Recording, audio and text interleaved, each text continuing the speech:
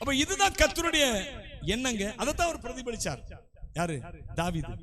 என்ன பிரதிபலிச்சார்னா, நீ ஒருவேளை பிரசங்கம் பண்ற, நாங்க இங்க இருந்து பிரசங்கம் பண்ணலாம், ஆனா எங்களுக்கா நீங்க ஜெபம் பண்றீங்க பாத்தீங்களா, உங்க ஜெபம் எல்லாருக்கும் தெரியாது. நாங்க தான் கவர்ச்சியா அங்க நின்றுட்டு கோட்டு போட்டு பிரசங்கம் பண்ணிட்டு கவர்ச்சியா நிக்கிறோம். அங்க இதுக்காக அங்க பின்னாடி நினைச்சிட்டு இருக்கிறாங்க, ஜெபம் பண்ணிட்டு இருக்கிறாங்க நிறைய பேர்.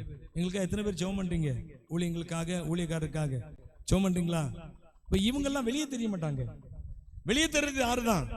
நாம தான் வெளியே தெரியும். உடனே என்ன நினைச்சுக்கிறாங்க, அவர் ஊழியக்காரர், அவருக்கு ஆண்டவர் பலனை கொடுப்பார். இல்லங்க, எங்களுக்கு என்ன பலனோ அதே ஈக்குவலான பலன் உங்களுக்கு உண்டு. யாருக்கு? ஜெபித்தவர்களுக்கு. ஹல்லேலூயா. இன்னும் அதிகமா ஜெபம் பண்ணுங்க. ஊழியங்களுக்காக என்ன செய்யுங்க, கர்த்தர் ஒப்பு கொடுத்து ஜெபம் பண்ணுங்க. ஊழியங்களை, ஊழியக்காரரை ஒப்பு கொடுத்து ஜெபம் பண்ணுங்க. கூட இருக்கிறவங்களை ஊழியத்துல ஒப்பு கொடுத்து ஜெபம் பண்ணுங்க. கர்த்தர் உங்களை கனம் பண்ணுவார்.